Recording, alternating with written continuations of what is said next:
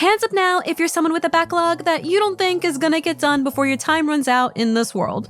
If you've got dozens of games lined up, some of which you don't even remember the names of, but you do remember they're heckin' cute, you're in good company.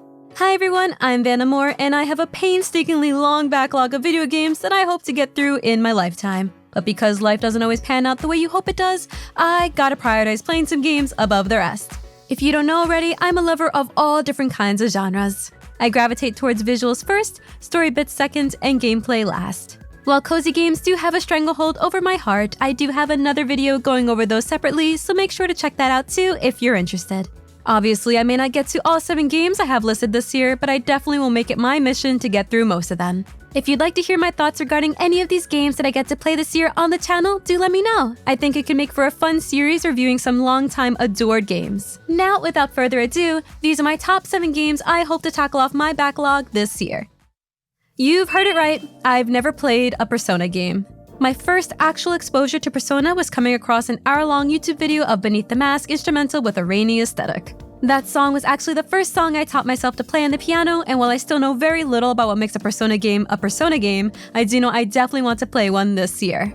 I've been recommended by a lot of friends to start off with Persona 5 Royal, and so that's the plan. I do know there's a social system which I'm excited for because I absolutely love getting to know characters in games and building up relationships. My only other direct exposure, I guess you can say, to Persona 5 was from Super Smash Bros. Ultimate with Joker. While I didn't play as Joker, I did find his movesets fun and visually very appealing. There is also this cat thing I remember seeing. I don't know what or who it is, all I know is that it's really cute and I'm eager to learn more about them and the rest of the world Persona 5 is set in.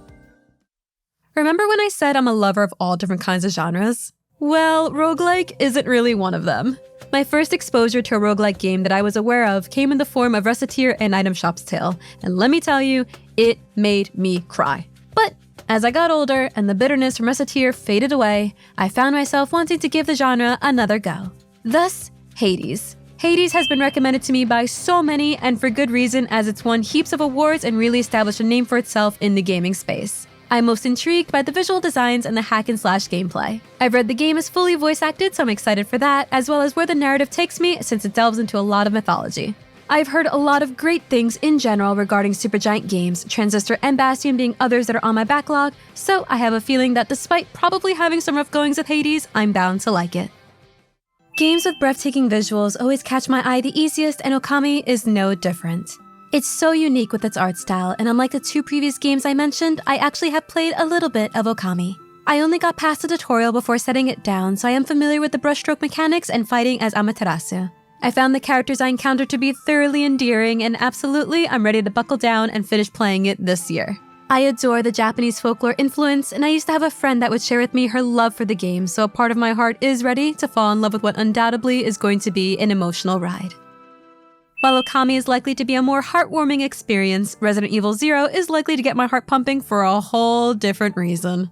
I actually own Resident Evil 0 for the GameCube, but I was much too young to get past the first part of the game on my own. I had my older brother sub in, and that didn't quite help me get through the game either. I have very fond and hilarious memories of sitting on my brother's back while he laid on his stomach in our living room to play through this game. But we didn't get to play much of it at all.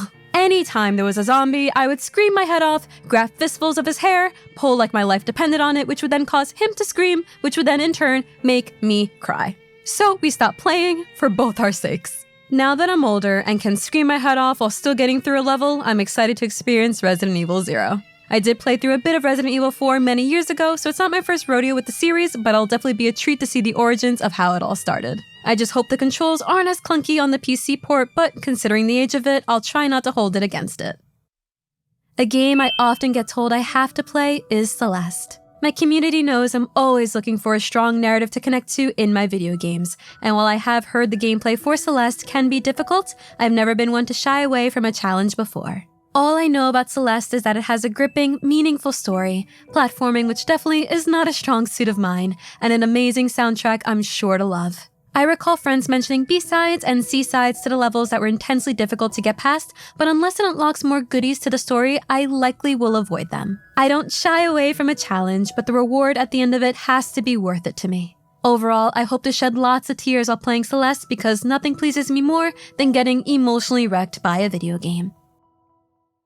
Yes, it's Weeb Hour. On top of being someone that's trying to set aside more time for video games, I also am someone that grew up hard loving anime, and I'm trying to slowly get back into it. Further into my adulthood, I did become a ton more picky with what I watched, but Higurashi and the When They Cry series will forever bring the fangirl out of me.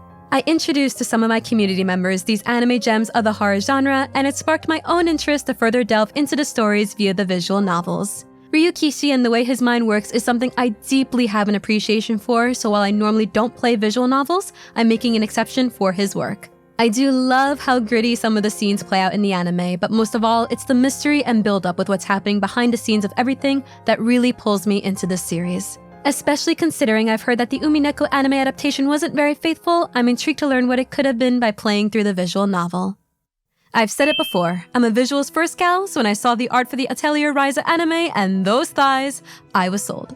I'm no stranger to JRPGs, but I definitely have not played enough of them in my lifetime. And you best believe, considering the cute main female protagonist, I'm super eager to experience what Atelier Ryza is all about.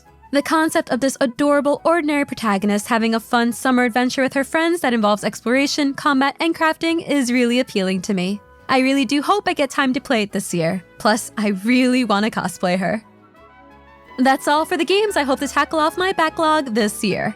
Hopefully I get to most of them, if not all of them, and I'll definitely make sure to keep you all in the loop on my progress. I'd also love to hear what games you all are prioritizing off of your backlog this year. Thank you all again so much for watching, and I'll see you all on the next one. Bye!